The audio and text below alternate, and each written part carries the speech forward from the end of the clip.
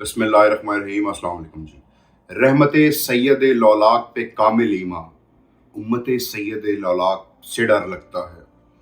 ناظرین و حاضرین، جب ہمارا یعنی کہ مسلمانوں کا بچہ اسکول میں اپنا پہلا قدم رکھتا ہے تو اس کو اسلامیات کی کتاب میں وہ قصہ پڑھایا جاتا ہے کہ ایک بڑھیا تھی، وہ رسول پاک صلی اللہ علیہ وسلم پہ کوڑا پھینکتی تھی۔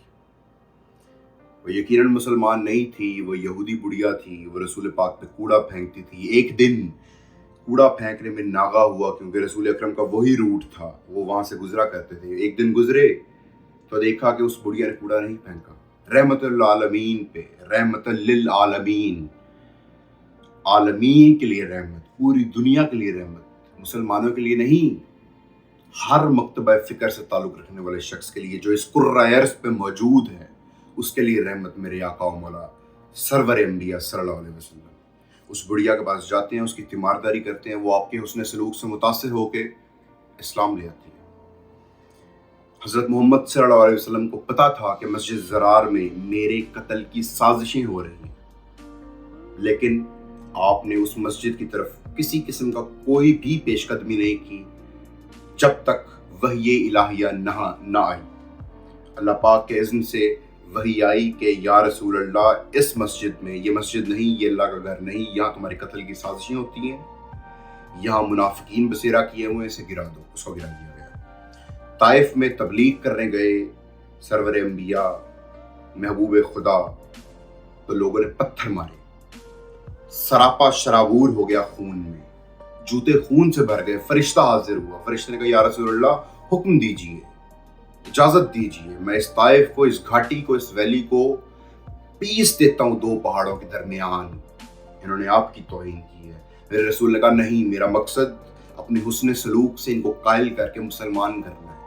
اللہ کی زمین پہ اسلام یعنی کہ سلامتی کا دین، امن کا دین پھیلانا ہے۔ میرا مقصد، میری خلقت کا مقصد کسی کو مارنا یا دکھ پہنچانا نہیں۔ میرے دوستو، اگر رسول اللہ صلی اللہ علیہ وسلم اپنا طرز عمل وہ کر لیتے جو آج ماننے والوں کا طرز عمل ہے، تو نعوذ باللہ کیا سے کیا ہو جاتا اس معاشرے میں۔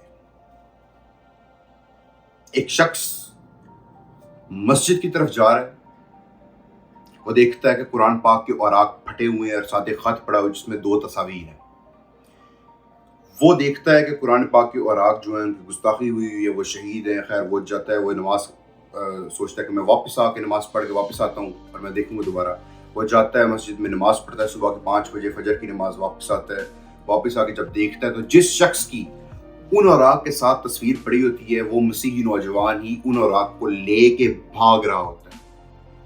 وہ اس کا پیچھا کرتے ہیں، اس سے وہ اوراق چھین لیتے ہیں، وہ واپس لے لیتے ہیں اور وہ تھانے میں چلے جاتے ہیں اس کی رپورٹ درج کرانے۔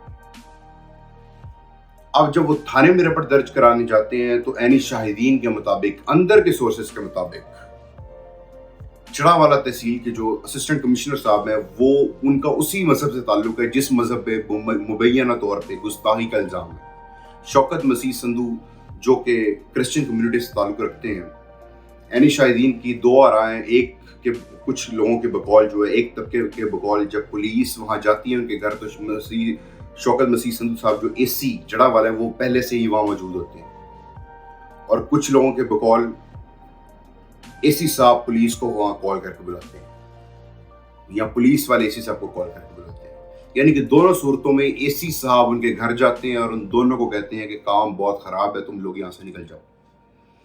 صبح 5 بجے وقوع ہوتا ہے، 10 بجے تک کسی قسم کا کوئی بھی کیس نہیں درج ہوتا۔ اگر آپ مجھ سے پوچھیں کہ کرکس بتاؤ، کنکلوژن بتاؤ، ذمہ دار کون ہے اس کا سارے معاملے کا، اتنا بڑا سانحہ ہو کیسے گیا، تو میں آپ کو صرف ایک نام بتاؤں گا، وہ نام ہے انتظامیہ۔ انتظامیہ ہے اس کی بالواسطہ یا بلا واسطہ ذمہ دار اس سانحہ کی۔ آپ سوچ رہے ہوں گے کہ ایک شخص اگر گستاخی کرے گا تو اپنی تصویر ساتھ کیوں رکھے گا؟ میں بھی یہی سوچ رہا ہوں۔ شاید یہ بھی پاسبلٹی ہو کہ وہ شخص وہاں سے گزر رہا تھا، اس نے دیکھا کہ گستاخی ہوئی ہے قرآن پاک کی اور ساتھ میری اور میرے بھائی کی تصویر موجود ہے، تو وہ اس ڈر سے کہ کوئی فتنہ نہ برپا ہو جائے وہ تصویر لے کے بھاگ رہا ہو۔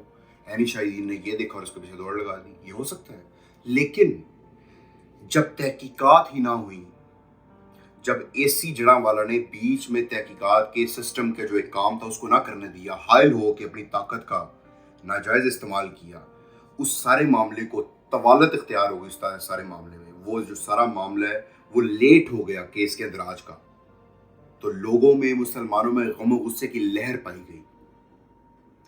ایک نامعقول شخص اندر سے اٹھتا ہے، وہ جا کے مسجد کے ممبر پہ مائک میں اعلان کرتا ہے کہ کہاں مر گئے ہو، یہاں گستاخی ہو گئی ہے، تم لوگ گھروں میں بیٹھے ہوئے ہو.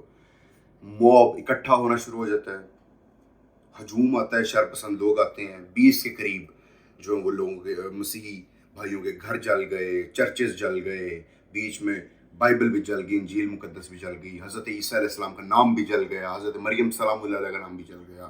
اتنا بڑا سانحہ ہو گیا. لوگ کھیتوں میں بھاگ گئے، جنگلوں میں بھاگ گئے، لوگوں نے اپنی جانیں بچائیں.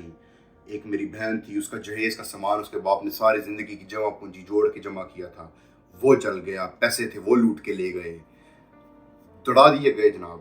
مطلب کہ وہ شر پسند عناصر کو ان کے گھروں پہ اور ان کے تباہی پھیر دی گئی. اب ذمہ دار کون ہے؟ میرے ایک دوست ہیں جی، جن سے میں نے یہ وہ والی انفارمیشن لی ہے جو ابھی تک میرے خیال کسی کو نہیں پتا. انہوں نے مجھے بتایا ہے کہ اس جڑاں والا میں، اس سانحہ میں مقامی لوگوں سے زیادہ، لوکل لوگوں سے زیادہ اطراف کے لوگوں کی شمولیت پائی جاتی ہے. بسیں بھر بھر کے تاندلیاں والا سے، فیصل آباد سے، شاہ کوٹ سے اور اطراف کے جو تحصیلیں تھیں، اضلاع تھے، وہاں سے ٹی ایل پی کے کارکنان کو وہاں لایا گیا ایک نامعقول شخص کے اعلان پہ. مقامی مولویوں کو، مقامی لوگوں کو تو وہ روک سکتے تھے، لیکن جو اطراف کے لوگ تھے جو وہاں آئے تھے، ان کو کوئی کیسے روک سکتا تھا یہ کام کرنے سے؟ اگر ان کو روکا جاتا تو وہ اندر مسلمانوں کو بھی جلا کے خاک کر دیتے جو ان کو روکتے. اب اس سب میں غلطی کس کی ہے؟ کون ذمہ دار ہے اس سانحہ کا؟ انتظامیہ. اگر اسی صاحب تھوڑا سا عقل مندی کا مظاہرہ کرتے اور اس کی فری اینڈ فیئر تحقیقات کرواتے تو شاید ہی وہ جو 2 مسیح تھے جن کی ساتھ تصویر پڑی تھی، وہ شاید ہی مورد الزام نہ ٹھہرتے، بلکہ شاید ہی ان پہ الزام بھی نہ ثابت ہوتا اور یہ معاملہ خوش اسلوبی سے پرامن طریقے سے رفع دفع ہو جاتا. لیکن اس نے کیس کی راہ میں اندراج ہونے کی راہ میں رکاوٹ حائل کی اور ان کو کہا کہ یہاں سے نکل جائے، اس سے پہلے حالات خراب ہو جائیں، جس کی وجہ سے مسلمانوں میں غم و غصے کی لہر پڑی. شر پسند عناصر کو موقع ملا، انہوں نے کام لگا دیا. اب جو لوگ اس میں ملوث ہیں، میں ان کو پہلے یہ کہنا چاہوں گا کہ مان لیں کہ یہ گستاخی ہوئی اور یوں ہی ہوئی، اور اسی طرح وہ دونوں نوجوان جن کی تصاویر تھیں ان اور آپ کے ساتھ وہ ملوث ہیں. آپ نے اس پہ کیا کیا؟ ایک پرانی صحیفہ، ایک پرانی کتاب جو کہ اللہ پاک نے ایک نبی پہ نازل کی تھی، قرآن پاک، ایک آسمانی کتاب کی گستاخی ہوتی ہے. آپ نے اس کے مقابلے میں ایک اور آسمانی صحیفے کی، جس کو انجیل بائبل کہتے ہیں، گستاخی کر دی، اس کو آپ نے خاکستر کر دیا. کیا آپ یہ سمجھتے ہیں کہ آپ نے ٹھیک کیا؟ کیا یہ گستاخی نہیں ہے کہ حضرت مریم سلام اللہ علیہ طاہرہ بی بی کا، حضرت عیسیٰ علیہ السلام کا جو نام آپ نے جلایا وہ ٹھیک تھا؟ اگر ایک جانب سے گستاخی ہوئی تو آپ نے بھی گستاخی کی. قانون اسی لیے بنایا کہ اس کو امپلیمنٹ کیا جائے. مغرب آپ پہ تھوکتا نہیں. شاید یہ جو لوگ اندر ملوث ہیں سارے کام کے، ان کو عیسائی میجورٹی کے جو ممالک ہیں وہ ویزا دیں، یورپ کے جو ممالک ہیں، تو یہ 2 منٹ سے پہلے وہاں نکل جائیں. آپ منی پور کی جان کو رو رہے ہیں، آپ فلسطین کی جان کو رو رہے ہیں، آپ برما کی جان کو رو رہے ہیں. یہاں پاکستان میں اقلیتیں محفوظ نہیں ہیں. غرض یہ کہ اقلیت جہاں بھی ہے، اکثریت اس کے اوپر حاوی ہے، چاہے وہ کسی بھی طرح ہے. بر صغیر پاک و ہند میں صرف مذاہب کی جو ہے وہ ایک ڈویژن ہے، باقی ان کے حالات زندگی، ان کے دماغ، ان کے طرز عمل، ہر چیز جو مشترک ہے. منی پور میں ہندو اکثریت میں ہے، عیسائی اقلیت میں، عیسائیوں کا ظلم ہو رہا ہے. یہاں مسلمان اکثریت میں ہیں، عیسائی اقلیت میں ہیں، عیسائیوں کو کام لگ گیا. اب کام کیا لگ گیا؟